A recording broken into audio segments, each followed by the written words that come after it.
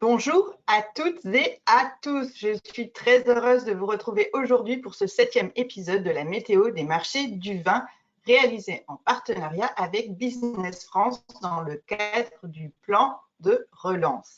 Au sommaire de notre rendez-vous, notre débrief mensuel sur la situation des marchés internationaux.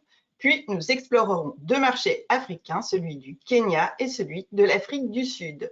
Un tout petit rappel sur comment va se dérouler notre webinaire. Dans un premier temps, nos invités vont prendre la parole, puis ce sera à votre tour de poser les questions. Pour cela, vous pouvez le faire par écrit grâce à l'outil dédié sur la console qui se situe à droite de l'écran. Ouvrez la console en cliquant sur la flèche, tapez votre question, indiquez éventuellement à qui elle s'adresse. Je me chargerai de rassembler les questions qui portent sur un même sujet et de les poser aux intervenants. Pour ceux qui ont des difficultés, sachez que nous sommes là pour vous aider. Alors, n'hésitez pas à nous faire part de vos difficultés. Nous vous aiderons à avoir le son ou l'image. Et sans plus attendre, passons à la présentation des personnes qui vont nous accompagner aujourd'hui. Tout d'abord, Anna Fotowitz va nous présenter la météo des marchés du vin, puis nous aurons le plaisir d'accueillir Julie Smith à la tête de Decanter, une société d'importation et de distribution de vin au Kenya.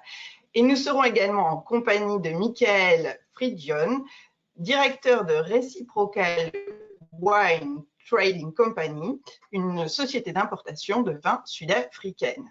Anna, bonjour, merci d'être avec nous aujourd'hui. Nous allons voir ensemble la météo des marchés du vin qui s'assombrit un peu en ce mois de juillet au rythme de l'expansion du variant Delta. Qu'en est-il exactement? Bonjour Marion, bonjour à tous. Effectivement, le variant Delta touche l'Europe depuis le 20 juin de façon très sévère. Malgré cela, et grâce à la campagne de vaccination, les États continuent de lever les dernières restrictions. Les stades remplis de supporters de foot n'ont certainement pas contribué à la maîtrise de la situation. En Amérique du Nord, on poursuit toujours le déconfinement. En Asie du Nord, malgré un certain contrôle de l'épidémie, les États prennent des mesures très contraignantes, surtout à l'approche des JO. Le virus touche fortement l'Asie du Sud-Est, à des niveaux jamais atteints jusqu'à maintenant. Commençons notre tour du monde par l'Amérique du Nord. Aux États-Unis, assouplissement des mesures se fait à un rythme différent en fonction des États. Depuis la dernière météo de marché, le nombre de cas a baissé puis à nouveau augmenté après le 4 juillet. Il se situe autour de 32 000 cas par jour, contre plus de 250 000 au plus fort de la crise début janvier. Ceci est dû à deux facteurs majeurs. D'un côté, la campagne de vaccination qui plafonne depuis avril, 48% de la population a reçu ces deux injections. Et de l'autre côté, le variant Delta, beaucoup plus contagieux, qui se propage à la grande vitesse, plus de 52% de nouveaux cas. Cependant, le pays continue de s'ouvrir malgré cette situation fragile. Les concerts et les événements sont désormais tenus sans jauge. Au Canada, la situation s'améliore de semaine en semaine. La courbe de contamination continue de baisser. 70% de la population a reçu sa première injection de vaccin. À noter que dans certaines provinces, comme par exemple en Ontario, la réouverture de commerce et du CHR est conditionnée au pourcentage de la population vaccinée. Il y a une forte incitation à se faire vacciner. L'Ontario, par exemple, est passé à l'étape 2 du déconfinement depuis le 30 juin, ce qui se traduit par la réouverture du canal CHR. En Amérique du Sud, la situation évolue peu, mais reste préoccupante, avec des campagnes de vaccination qui progressent lentement dans la majorité des pays. Entre 10 et 15% des personnes sont vaccinées. Il est important de noter que les 3 pays de l'Amérique latine figurent dans le top 5 des pays les plus touchés par le virus, à savoir le Mexique, le Brésil et le Pérou. Pour autant, les ventes, cette situation n'impacte pas pour les ventes d'alcool, qui sont en forte croissance depuis le début de la pandémie sur tout le continent. En Europe, le variant Delta se propage à la vitesse d'un tir de Cristiano Ronaldo. Dans la péninsule ibérique, l'importante augmentation du nombre quotidien des cas, plus de 12 000 en Espagne et 3 000 au Portugal, conduit à renforcer les mesures sanitaires. Le Portugal a par exemple instauré vendredi dernier un couvre-feu du 23h au 5h du matin dans les 45 communes les plus touchées par la hausse de contamination. En Espagne, où les compétences sanitaires reviennent aux communautés autonomes, la Catalogne a décidé mardi 6 juillet de remettre en place des restrictions afin de freiner la progression des contagions. Les discothèques et les autres lieux de divertissement nocturnes dans des espaces clos devront fermer à partir du vendredi 9 juillet. Et il faudra présenter un test antigénique ou PCR négatif ou être vacciné pour participer à des événements en plein air réunissant plus de 500 personnes. 57% de la population est vaccinée et ce chiffre continue de progresser. Hausse du nombre de cas depuis le 28 juin, la Catalogne demande à Madrid de prendre des mesures à l'échelle nationale. En Italie, depuis la fin du juin, le nombre de cas augmente. Mais l'Italie reste toujours un pays vert, c'est-à-dire qu'il n'y a pas de circulation active de virus, pas de variants préoccupants. Divisé en 4 zones, rouge, orange, jaune et blanche, à ce jour, aucune région n'est ni rouge ni jaune. Seule la Valle d'Aosta reste jaune. Les autres régions se retrouvent dans la zone blanche. De ce fait, le couvre-feu est totalement levé. Les bars et restaurants sont ouverts sans limitation horaire et il est possible de consommer à l'extérieur comme à l'intérieur. Les cérémonies, réceptions et mariages sont autorisés sans limite du nombre d'invités, à condition de posséder un certificat vert européen. Cependant, le port du masque est toujours obligatoire dans le lieu clos, de même qu'en extérieur. Les grands rassemblements restent interdits. Dans la zone jaune, le couvre-feu est maintenu de minuit à 5h du matin. À ce jour, près de 19 millions d'Italiens sont vaccinés, soit 35% de la population de plus de 12 ans, avec 2 doses. On est à entre 700 et 1000 nouveaux cas par jour en Italie.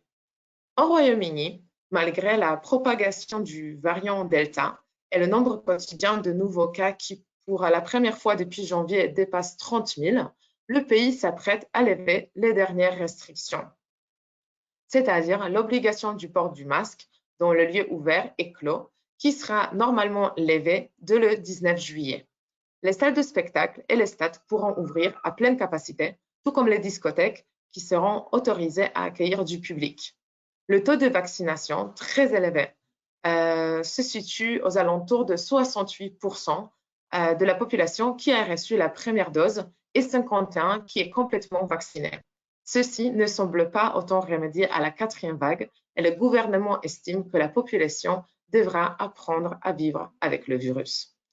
Dans les pays nordiques, de manière générale, la campagne de vaccination avance bien, avec entre 50 à 60% de la population qui a déjà reçu sa première dose et 30% qui est entièrement vaccinée. Cependant, le variant Delta pénètre la région et à l'exception de la Norvège, le nombre de cas double de semaine en semaine. Ainsi, les États ont décidé de repousser la levée des restrictions, même si celles restent peu contraignantes. En Suède, par exemple, le repas assis avec au moins 1 mètre de distance entre les tables sont autorisés, avec jauge maximale de 8 personnes autour d'une table à l'intérieur. Pas de limite en terrasse, pas de restrictions sur les horaires d'ouverture. Les événements publics sont autorisés avec des jauges. Et à la mi-juin, le gouvernement a appelé à rester prudent à l'arrivée de la fête traditionnelle Midsommar, annonciatrice de l'été. En Asie, la situation s'aggrave. Corée du Sud vit la 3e vague qui le frappe fortement et la Corée du Sud compte environ 900 nouveaux cas par jour, soit 2 fois plus qu'il y a 10 jours. Cependant, les restaurants et les bars restent pour le moment ouverts, les commerces et les attractions touristiques également. Au Japon, en vue de l'arrivée de la 4e vague, depuis fin juin, le gouvernement instaure toutes les 2 semaines de nouvelles restrictions. On est à plus de 2100 cas par jour, contre 6400 au mois de mai au pic de la troisième vague, l'état d'urgence sanitaire a été instauré le 8 juin à Tokyo pendant toute la durée des Jeux olympiques qui durera jusqu'au 22 août et couvrira donc toute la période de Jeux olympiques prévue de 23 juillet au 8 août. Le variant Delta représente désormais environ 30% des cas au Japon.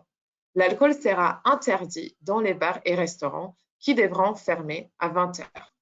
À peine plus de 15% de la population a été entièrement vaccinée jusqu'à présent et des experts craignent que le variant Delta ne provoque une nouvelle vague susceptible de submerger les hôpitaux au Japon.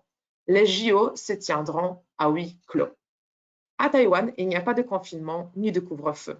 Toutefois, le pays enregistre depuis le 10 mai une recrudescence du nombre de cas suite à l'apparition d'un foyer dans un hôpital d'aéroport. Le niveau de contamination a augmenté rapidement, jusqu'aux 500 cas par jour, et le nombre de cas totaux de contamination atteint 15 000 personnes depuis le début de cette vague. Cela a conduit les autorités locales à passer l'ensemble du pays au niveau d'alerte 3. De fait, le nombre de cas a rapidement baissé. Malgré cela, les écoles du pays sont fermées, les rassemblements de plus de 5 personnes en intérieur et 10 personnes en extérieur sont interdits. Depuis le 19 mai, les entrées sur le territoire sont interrompues jusqu'à nouvel ordre. Moins de 1% de la population est vaccinée. En Australie, retour au lockdown de plusieurs villes, notamment Sydney, en raison de l'apparition de clusters de variant Delta. La campagne de vaccination prend du retard. Seulement 25% de la population a reçu la première dose et seulement 8% deux doses, en raison de difficultés d'approvisionnement en vaccin Pfizer. Le virus reste maîtrisé avec moins de 200 cas actifs dans l'ensemble du pays. On reste loin du pic de l'automne. Ce qui caractérise l'Australie est une très forte réactivité des autorités. Dès la détection d'un nouveau cas, un confinement local est systématiquement décrété. Refermeture de certaines frontières intérieures ou une quarantaine stricte pour les rares arrivées internationales autorisées. Enfin, je voudrais parler de la situation dans les pays africains. Malheureusement, nous avons conscience que les données chiffrées auxquelles nous avons accès ne reflètent pas forcément la situation réelle des pays. C'est la raison pour laquelle je laisse la parole à nos intervenants basés sur place et qui pourront nous éclairer sur la situation. Merci Anna pour cette brillante présentation de la météo des marchés. Et sans plus attendre, j'accueille donc nos deux intervenants pour parler de l'Afrique du Sud et du Kenya. Alors, Julie interviendra pour le Kenya et donc Michael pour l'Afrique du Sud. Bienvenue à vous deux. Alors, tous les deux, vous avez des parcours professionnels riches et avant de parler des deux marchés, je voudrais que vous vous présentiez car vous n'êtes pas qu'importateur de vin. Julie, est-ce que vous pouvez nous dire un petit mot sur votre parcours? Oui, bonjour à tous et merci Marion de m'avoir présente avec vous aujourd'hui. Donc ça fait presque 20 ans que j'habite en Afrique de l'Est, au Kenya depuis 15 ans, mais auparavant à Zanzibar. Après une école hôtelière en France, je suis arrivée à Zanzibar, j'ai travaillé dans un hôtel, j'ai ensuite ouvert un hôtel à Zanzibar et puis il y a quelques années, j'ai déménagé au Kenya et il y a maintenant 7 ans que j'ai commencé à importer du vin français, vin et spiritueux exclusivement français. Au départ, j'ai commencé par frustration, je dirais, du manque de vin français sur ce marché, plus ou moins personnellement pour des amis. Et puis voilà, je me suis rendu compte vraiment d'un besoin, d'une envie sur ce marché d'avoir des vins de meilleure qualité que ce qu'on trouvait à l'époque. Je pense que je reviendrai sur cette question après. Et j'importe maintenant donc depuis 7 ans, comme je vous ai dit, et je distribue directement avec un magasin retail que j'ai, une petite cave à vin français, et je vends aussi au CHR et puis à la grande distribution. Merci Julie. Alors Michael, vous avez un parcours aussi académique et journalistique, je crois. Michael, si vous pouvez. Oui, je suis ici. Et voilà, c'est bon. Bonjour à tous. Oui, moi je suis importateur de vin en Afrique du Sud depuis à peu près 40 ans. Nous avons une petite société qui est spécialisée dans le vin français, surtout des marques familiales, mais des marques assez grandes, c'est-à-dire Maison Louis Latour, Champagne Louis Roudreux, Jean-Pierre Moix, Guigal de la Doucette, etc. De notre affaire, je pense que le vin français, c'est effectivement à peu près 80%. Les autres importations très petites d'Italie, de l'Espagne et aussi de Nouvelle-Zélande. Mais on est effectivement dans des pays assez classiques avec des appellations classiques. Et ça, c'est une raison, c'est que l'Afrique du Sud, c'est un producteur de vin assez importante et il y a des spécialistes, des sociétés qui sont spécialisées dans le vin italien, par exemple, le vin portugais. C'était nous qui avons fait une décision il y a 40 ans d'être spécialistes dans le vin français. Et vous avez aussi des activités universitaires, je crois, et journalistiques. Exactement. Pour moi, je suis un actionnaire dans la société réciprocale importation, mais j'ai beaucoup d'autres affaires. Je suis dans les wine business de l'Université de Cape Town. Et je suis journaliste depuis aussi 40 ans et je suis aussi conseiller pour certains producteurs sud-af. Je dirige aussi des concours du vin, c'est-à-dire mes affaires sont partout dans les vins, une portion c'est dans le vin importé et je n'exporte pas le vin sud-af et je n'achète pas, je ne vends pas le vin sud-af parce que je suis journaliste et je ne peux pas avoir un conflit d'intérêt. Merci beaucoup tous les deux pour vos présentations et sans plus attendre, nous allons faire un petit sondage pour savoir si vous exportez déjà en Afrique. À vos claviers. Je vous laisse une trentaine de secondes pour répondre. Donc, est-ce que vous, chers auditeurs, vous exportez donc en Afrique? Le vote est très clair. Je l'attends encore 2-3 secondes. Vous êtes 50% à avoir voté. Je vous laisse encore un petit peu pour qu'on arrive à 70%. Allez, ceux qui sont derrière les écrans, vous pouvez répondre à notre sondage. Est-ce que vous exportez déjà en Afrique? Donc, très bien, je ferme. Donc, 85% d'entre vous ont répondu non. Donc, j'imagine que vous êtes là pour en savoir davantage sur l'Afrique. Peut-être vous vous préparez à attaquer ce marché qui est forcément multiple et nous allons donc l'explorer sous deux facettes, celle du Kenya et celle de l'Afrique du Sud. Et comme Anna nous l'a dit tout à l'heure, qu'elle ne présentait pas de chiffres parce qu'il était très difficile d'avoir des statistiques fiables, nous allons demander donc à nos deux intervenants de faire un point sur la situation Covid en ce moment, quelles sont les règles sanitaires dans leurs pays respectifs et comment cela impacte la vente et la distribution d'alcool. Donc, dans un premier temps, Julie. Julie, est-ce que vous pouvez donc nous expliquer comment la Covid impacte en ce moment même la distribution d'alcool et quelles sont les règles sanitaires au Kenya?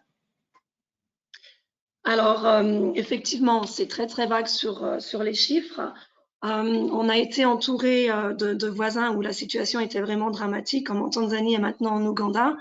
Donc, les frontières ont été fermées initialement au début du Covid l'année dernière. Les frontières sont rouvertes maintenant entre les pays de l'Afrique de l'Est et aussi internationales. Puisqu'il y a vraiment un besoin, le port de Mombasa est vraiment un hub assez important.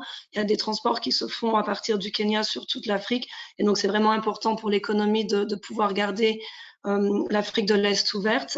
Alors maintenant, effectivement, on a un couvre-feu. C'est la seule chose à l'heure actuelle qui reste. Ce couvre-feu est maintenant à 22 heures. au départ du Covid, le couvre-feu était à 19h. Donc là, ça a vraiment eu un impact énorme sur la vente de vins et spiritueux, d'alcool en général, puisque les bars étaient fermés. Et en fait, au début, les bars et les restaurants étaient fermés. Maintenant, tout est rouvert, mais ils n'ont plus le droit de vendre de l'alcool à partir de 19h. Donc, il y a un impact énorme sur tout ce qui est nos ventes CHR.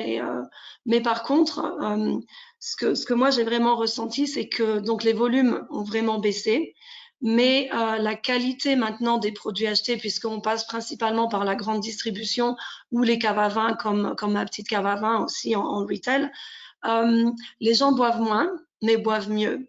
Donc ça a été un avantage pour moi. Donc contrairement à Michael qui parlait de grandes marques, moi j'importe plutôt des petits producteurs pas très connus. J'ai oublié de mentionner au départ que je viens d'une famille qui produisait du vin. Mes parents achetaient du vin pour leur restaurant, donc j'ai beaucoup d'amis, de familles, de relations depuis plusieurs générations. Et j'aime bien travailler de cette manière avec des petits producteurs. Et donc, qui sont pas très connus. Et il faut faire beaucoup d'éducation et de testing. Et en fait, je pense que Covid nous a quelque part un peu aidés. Les gens achètent que quelques bouteilles pour boire chez eux. On n'a pas le droit de se retrouver en groupe de plus de 15 personnes au Kenya. Donc, au lieu d'avoir des grandes fêtes où on achète du vin un peu moins cher en grande quantité, ça a vraiment été l'opportunité pour nous de présenter des vins un petit peu plus haut de gamme où les gens vont acheter 1 ou 2 bouteilles pour un bon dîner à la maison puisque les restaurants doivent fermer plus tôt à cause du couvre-feu. Et sur le variant Delta, la situation, vous en savez un peu plus? On n'est pas trop au courant. Il y a un foyer à Kisumu, une ville du Kenya qui, alors à 7 ans, alors, ils n'ont pas fermé. Entre les counties, on a eu l'année dernière aussi quelques counties départements qui ont été fermés entre eux pour essayer de garder les choses à l'intérieur. Malheureusement, ils ont gardé Kisumu ouvert. Le couvre-feu est un petit peu plus tôt là-bas. Mais c'est vrai qu'au Kenya, donc par rapport pour mettre ça en relation avec ce dont on parle, les marchés que l'on regarde, nous, pour les vins et spiritueux, principalement français, c'est pas un county qui a un énorme marché. On est vraiment, à l'heure actuelle, sur Nairobi, Mombasa, vraiment les grandes villes où il y a des hôtels, des restaurants, beaucoup d'expatriés. Et Kisumu reste une ville quand même relativement locale où je pense que la consommation est plus locale, de bière locale, de spiritueux locaux. Merci pour ces précisions, Mickaël. Vous, qu'est-ce que vous pouvez nous dire sur la situation Covid à l'heure actuelle en Afrique du Sud? C'est pas bon du tout, c'est-à-dire nous sommes dans une alerte 4 pour le moment. Le pays est effectivement fermé, c'est-à-dire il y a un couvre-feu depuis 21h jusqu'à 4h le matin.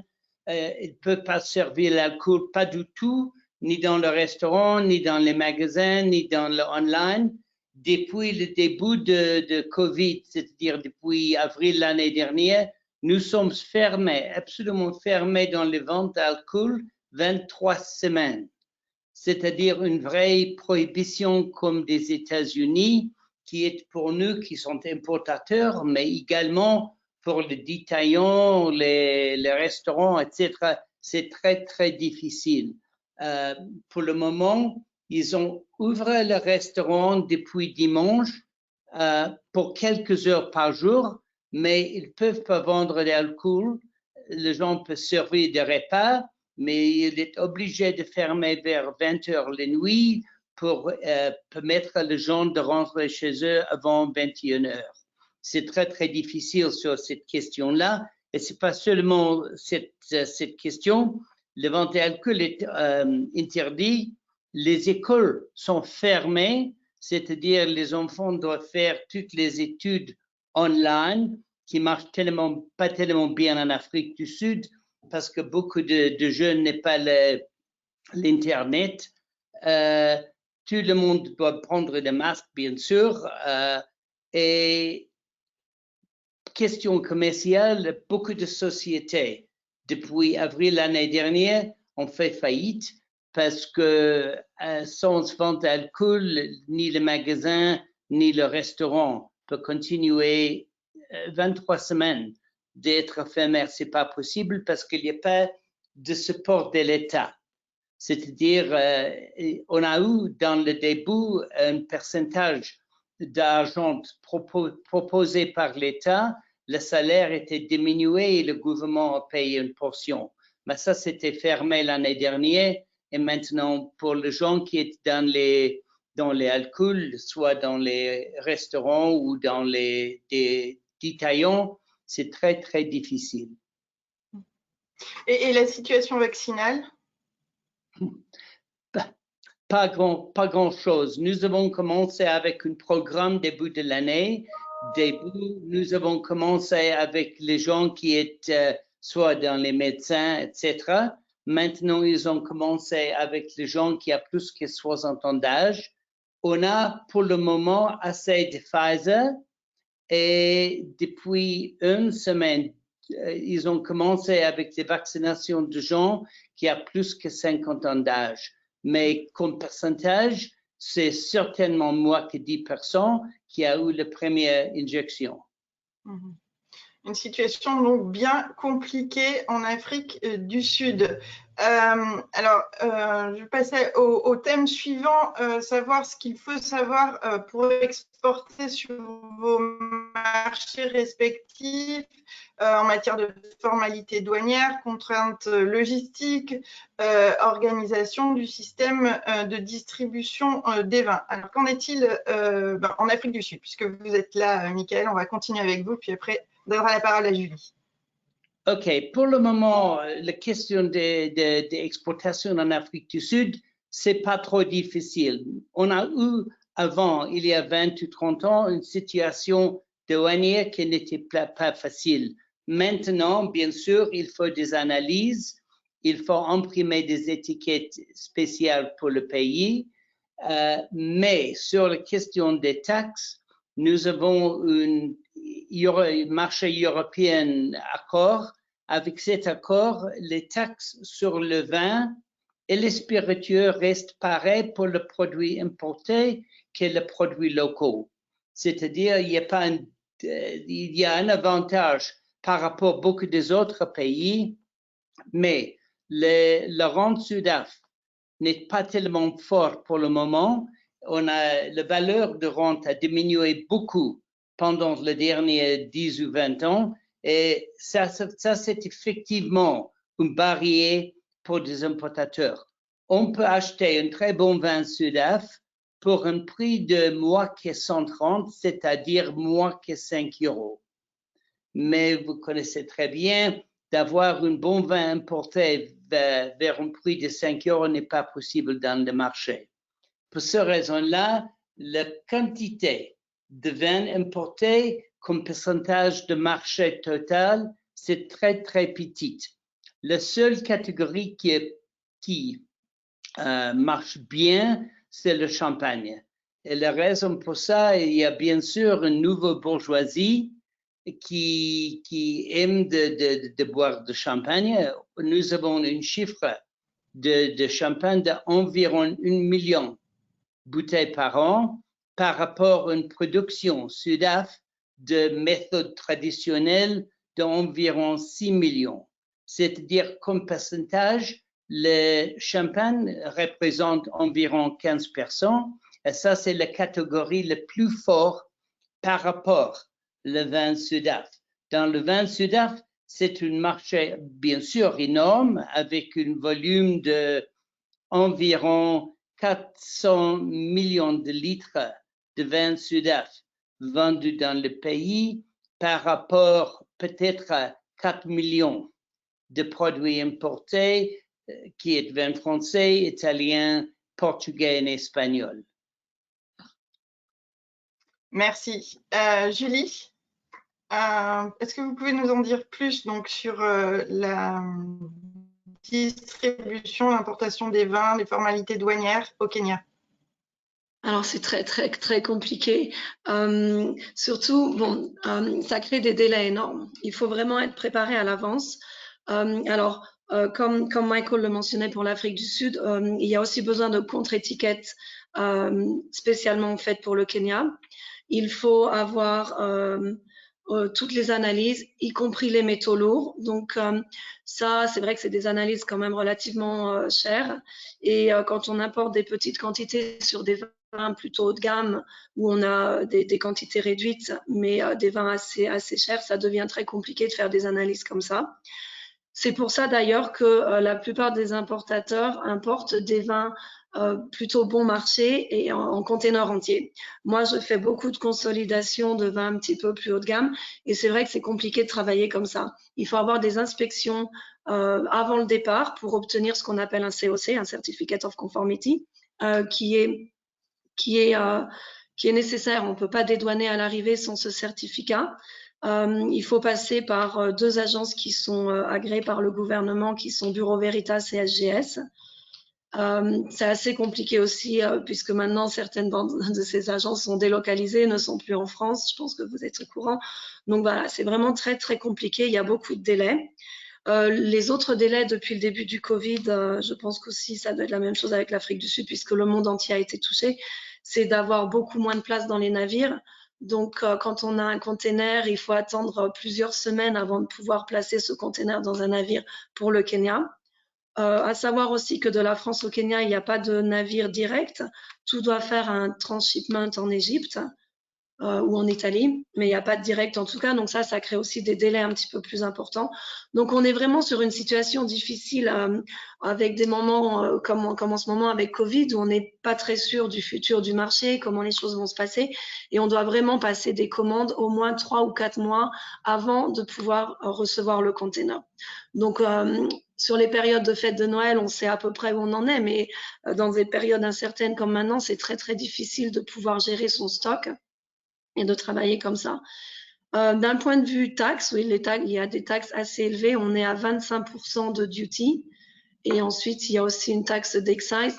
Donc, c'est vrai que entre le transport, comme je disais, les navires moins fréquents, le transport qui a vraiment augmenté depuis le début du Covid et les taxes à l'arrivée, les délais assez importants, ça rend le vin français vraiment très, très cher et pas compétitif sur le marché, où il y a des vins justement d'Afrique du Sud qui arrivent beaucoup plus facilement.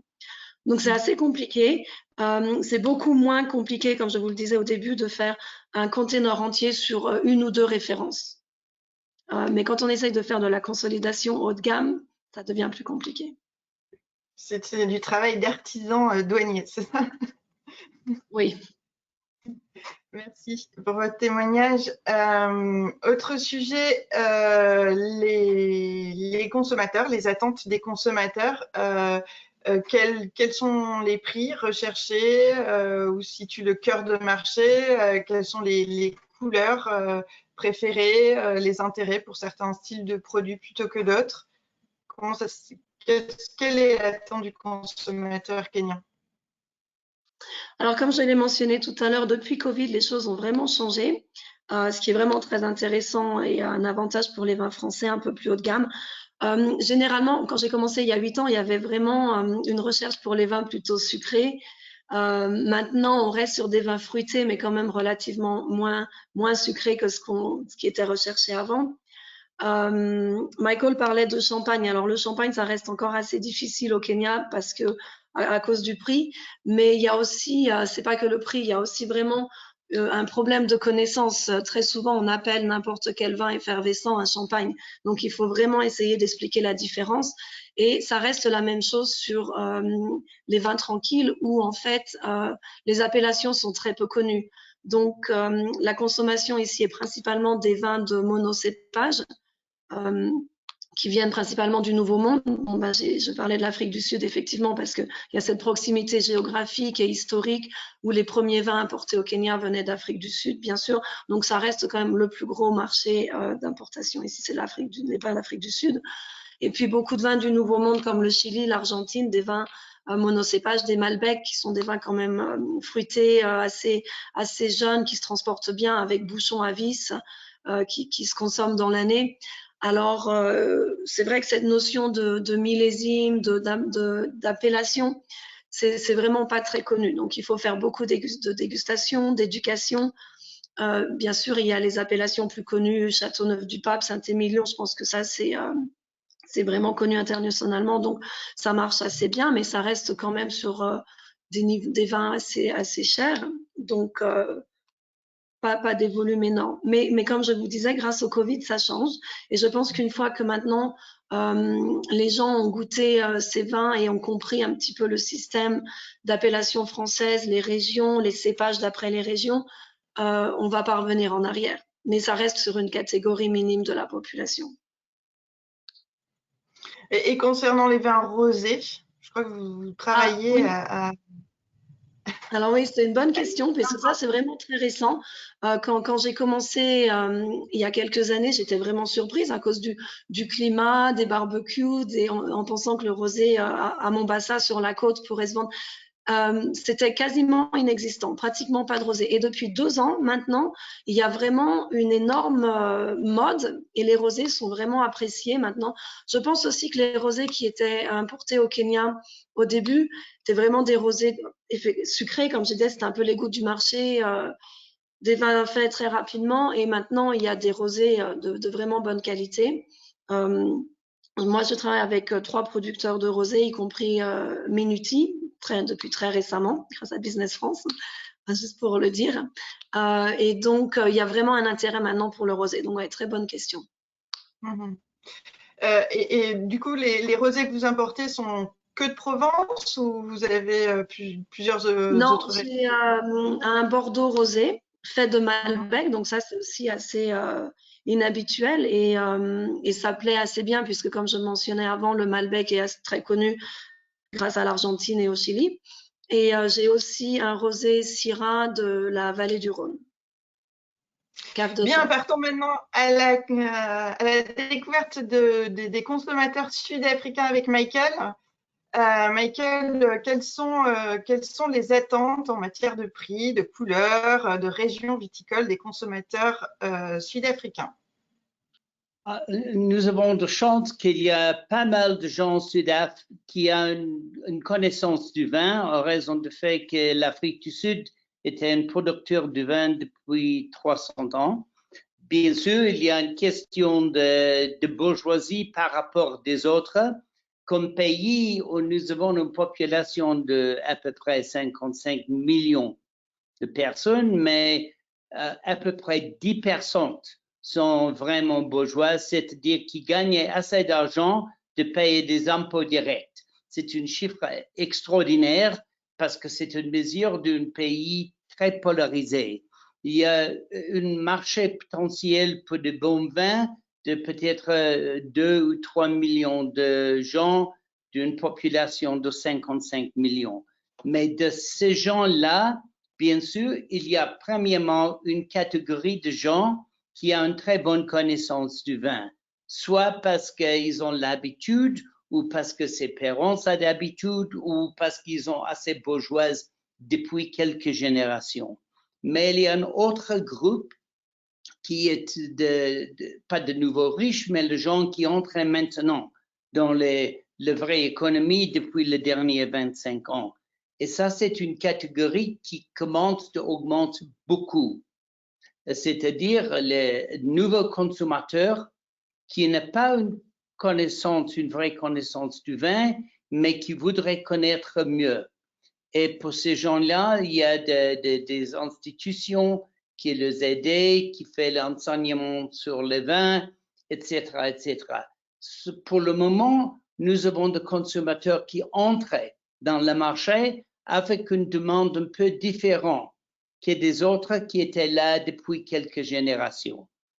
Bien sûr, nous sommes un pays presque nouveau monde concernant le fait que nous sommes un pays de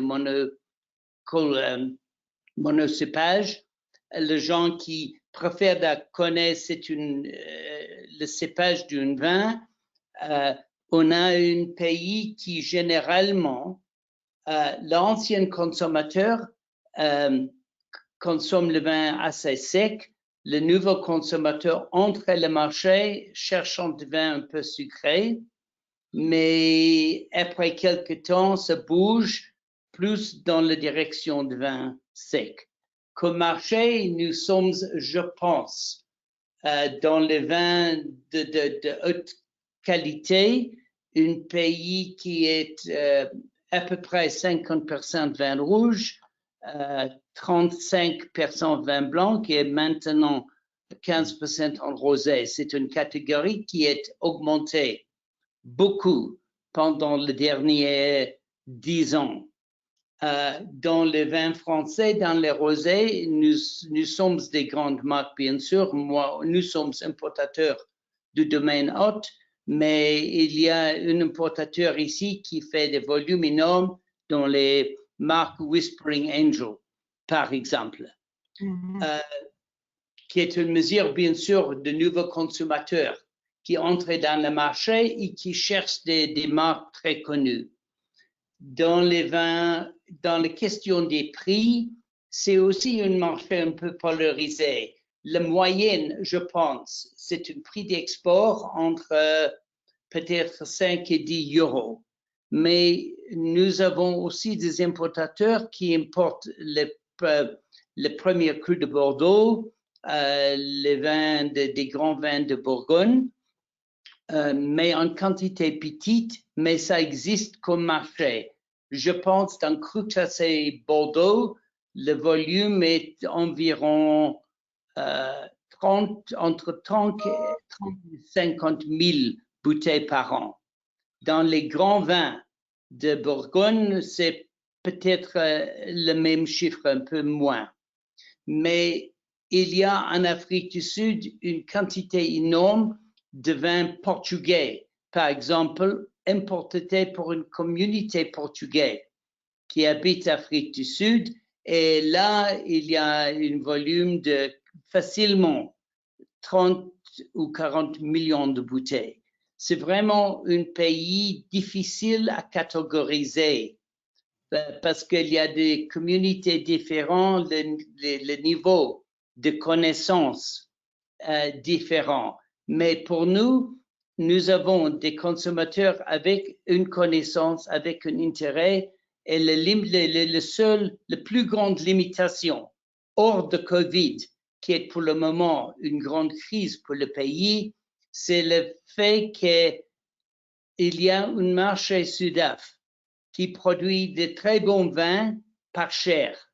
Et c'est très difficile à persuader des gens d'essayer des vins étrangers dessus un prix de peut-être 15 ou 20 euros prix FOB. Ça, c'est pour nous une grande limite. D'avoir un vin qui est vendu en détail pour un prix de entre 500 et 800 rand, c'est-à-dire entre 25 et 35 euros en détail. C'est une portion de marché certainement moins qu'une personne. Et du coup, alors finalement, dans ce que vous décrivez, on a l'impression que les vins français restent catégorisés dans le haut du panier, dans le haut du marché. Comment les vins français pourraient attaquer d'autres segments de marché? J'espère que je peux avoir une réponse facile parce que pour notre business, ça va être facile. On sait bien, pendant les derniers 5 ou 10 ans, on a bien réussi avec le vin du sud du Rhône, par exemple. Pourquoi? Parce qu'il y a dans les consommateurs sud-est un intérêt dans des Syrah, Grenache, Mourvèdre, le type méditerranéen. C'est une mode sud-est et c'est facile de fournir dans la même catégorie si c'est possible. Les prix sont bons, la qualité est excellente et on a réussi très bien dans les Côtes-du-Rhône, villages, mais aussi dans le Châteauneuf-du-Pape. C'est beaucoup plus facile pour nous que dans le nord du Rhône, par exemple. On a eu pas mal réussi dans les pinots noirs français, pas que le vin de Bourgogne, mais aussi des autres endroits qui fait de bons pinots noirs, parce qu'en Afrique du Sud, les marchés de pinot augmentent, mais les gens qui peuvent faire le bon pinot dans notre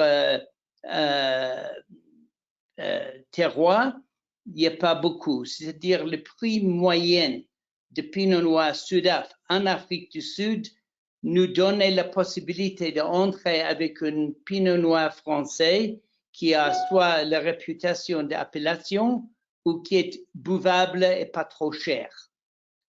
Le marché pour nous le plus difficile, c'est le vin rouge de Bordeaux, parce qu'il y a beaucoup de petits Bordeaux qui n'est pas trop cher, mais qui comparait pas par rapport Cabernet Sudaf.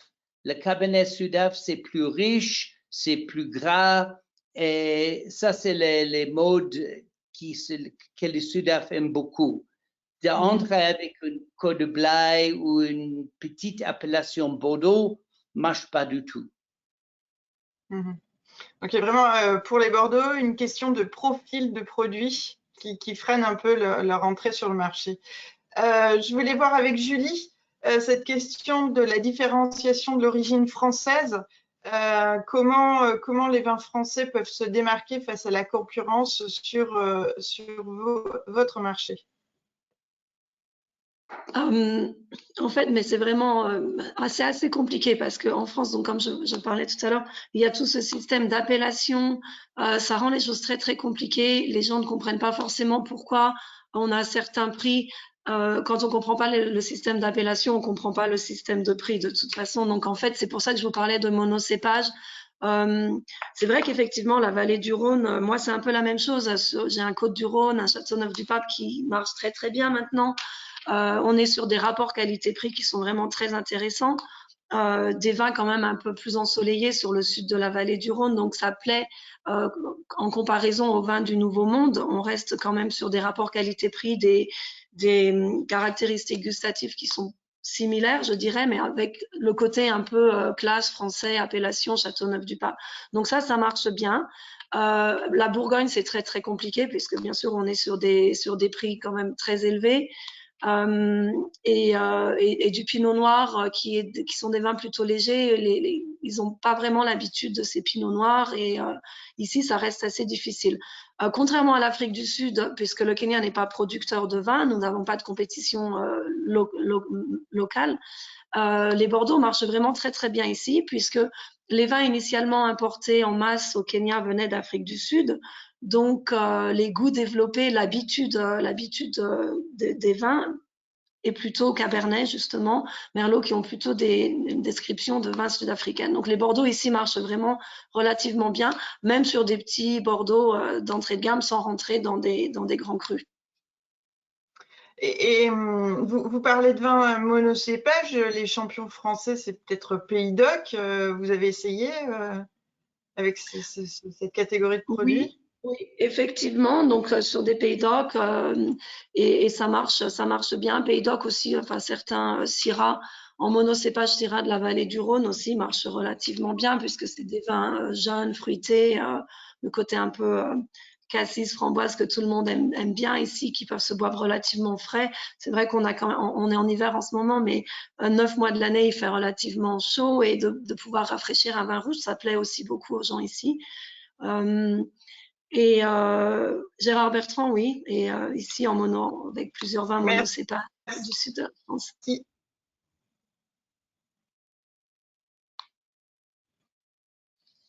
Merci. Le temps tourne et on va prendre vos questions. Donc, je vais appeler Mickaël à l'écran parce qu'il y a de nombreuses questions qui s'adressent à tous les deux. Donc, autant que vous soyez tous les deux ensemble à l'écran. Pour nos auditeurs, eh bien, n'hésitez pas à poser des questions. Pour l'instant, il n'y en a que 3, donc on a un petit peu de temps, je pense, pour pouvoir en prendre d'autres. N'hésitez pas à bénéficier de ce temps qui vous est offert. Alors, la première question, même 2 questions de Philippe Larche. Combien d'opérateurs sérieux, importateurs ou distributeurs, estimez-vous qu'il y a dans vos marchés respectifs? On commence par Mickaël. Bon, je pense entre 10 et 20, avec pas plus que 5 ou 10 qui sont assez forts. Dans des 5 ou 10, il y a 1 ou 2 qui sont filiales de grandes sociétés françaises. Il y a une société qui importe pour LVMH, etc. mais il y a entre 5 ou 10 importateurs qui travaillent pas que dans le vin importé, mais qui fait un chiffre d'affaires important dans le vin français. Julie? Alors, au Kenya, il y a énormément d'importateurs, des importateurs sérieux, puisque ça, c'était la question. Je pense qu'il y en a une dizaine, avec à peu près 5-6 qui ont vraiment plus de 50% de la part de marché sur l'importation. Alors, pas exclusivement français. Maintenant, si on parle d'importateurs exclusivement français, il y en a vraiment très, très peu. Après, bien sûr, bon, LVMH, c'est bien ici, Pernod Ricard, plus sur les spiritueux, mais quand même avec quelques vins maintenant. Mais comme je vous disais, les vins français restent quand même une minorité des vins importés ici. Et ces grands importateurs sérieux existent depuis plus de 40 ans. Généralement, ont commencé étant des organisations gouvernementales qui ensuite ont été privatisées et qui ont vraiment un avantage sérieux sur le marché par rapport à leur existence historique. Et puis aussi des connexions avec le gouvernement qui aident à importer des choses.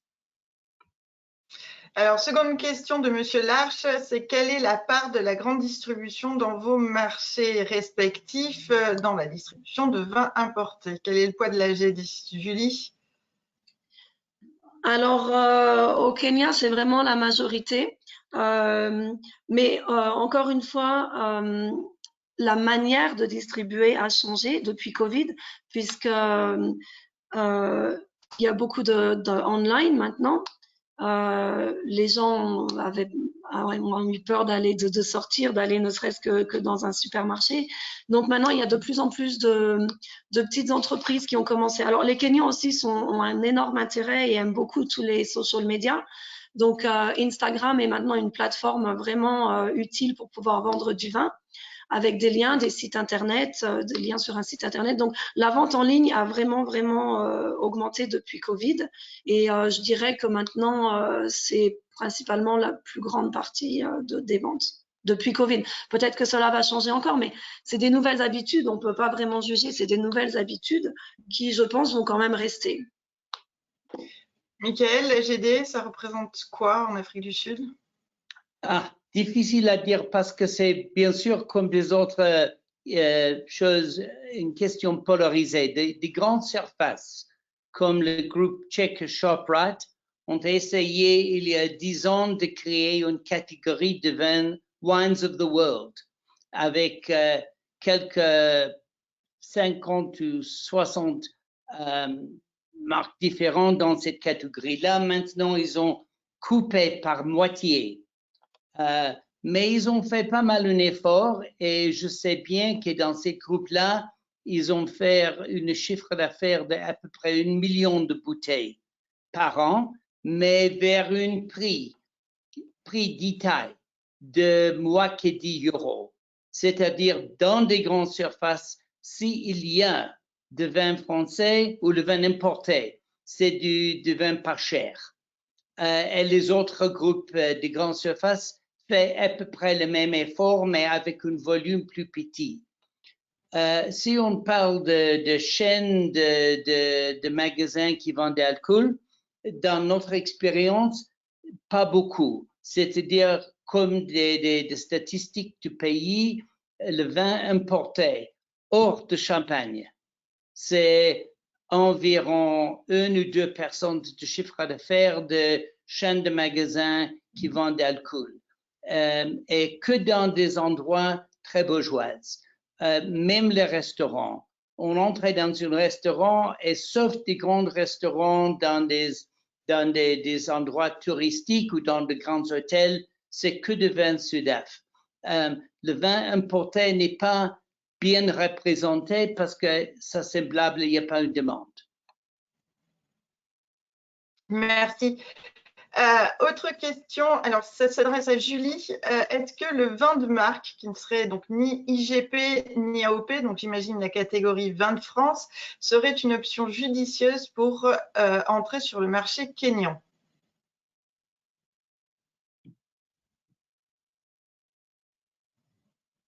Ah, Julie, vous avez votre micro coupé. Je pense qu'on a, excusez-moi, je pense que oui, effectivement, je parlais de monocépage, de vin qui se transporte facilement. Je pense que maintenant, bon, j'ai aussi parlé du changement de marché, donc c'est vrai qu'on monte un petit peu en gamme tout doucement au fil des années. On est quand même beaucoup plus récent que l'Afrique du Sud. Michael parle de décennies. Ici, on parle quand même de plusieurs années seulement. Mais effectivement, sur des vins monocépages assez faciles, je pense que ouais, ça peut être une stratégie assez intéressante pour avoir des volumes. Après, j'ai aussi parlé des taxes. Donc, c'est vrai qu'avec 25% de duty, ça va être un vin à prix d'achat relativement bas qui se retrouvera sur le marché kényan à un prix quand même un peu plus élevé, peut-être par rapport au rapport qualité-prix. Donc, peut-être qu'un monocépage AOP a peut-être un peu plus de sens que vraiment par rapport à ces taxes assez élevées. On va se retrouver avec un produit quand même peut-être un petit peu trop cher par rapport au prix d'achat. Merci Julie. Bien, nous arrivons au terme de ce webinaire, mais je ne résiste pas à poser une dernière question à Mickaël, celle de la vendange sud-africaine. Comment se présente-t-elle cette année? Quels sont le niveau de volume? Et est-ce que les exportations sud-africaines vont être fortes dans les prochains mois? C'est une bonne question. On a eu une sécheresse dans les Caps dans des années 2015, 16, 18, 17 jusqu'au 18. Maintenant, on a assez de pluie et le dernier quelques vendages étaient très bons par rapport quantité et qualité. Cette année, on a eu un climat assez tempéré, c'est-à-dire pas trop chaud, un vendage assez long, en très bonne qualité. Le volume était assez grand, environ plus qu'1 milliard de litres de vin, de bonne qualité généralement, et avec un marché qui est pour le moment un peu diminué, mais avec un marché international qui a souffert de gel, etc. en France, et on a l'impression qu'il y a beaucoup de possibilités pour des exportateurs sud-af d'envoyer du vin dans le marché européen parce que la qualité est très bonne ici, le volume en Europe a diminué et le rang sud-af n'est pas tellement fort, c'est-à-dire le prix par rapport qualité de vin sud-af qui entre pour le moment dans le marché européen, c'est vraiment il y a un bon potentiel pour des exportateurs sud-af. Donc, l'origine sud-af sera certainement un vrai challenger dans les prochains mois sur les marchés du vrac en Europe. Merci à tous les deux pour la qualité de vos interventions, toutes les informations que vous avez partagées avec nous. Merci, chers auditeurs, pour vos questions. Bien, l'heure est venue de nous séparer et ce webinaire sera bien sûr disponible en replay sur Vitisphère ainsi que sur Business France. Vous pourrez donc le partager autour de vous sur les réseaux sociaux et vous recevrez dès demain un lien pour le visionner à nouveau. En quittant ce webinaire, un petit questionnaire va vous être proposé. S'il vous plaît, prenez quelques minutes pour le remplir. Vous savez qu'il est très utile pour nous. On se retrouve en septembre avec 2 rendez-vous, une météo des marchés du vin avec un focus Canada et une édition spéciale effervescent. En attendant de vous retrouver à la rentrée, je vous souhaite un bel été, une vendange avec le sourire, même si on sait que ce sera compliqué avec les faibles quantités qui s'annoncent et des maturités qui vont vous demander beaucoup de précision. Bref, rechargez bien les batteries et à très vite. Merci beaucoup. Au revoir.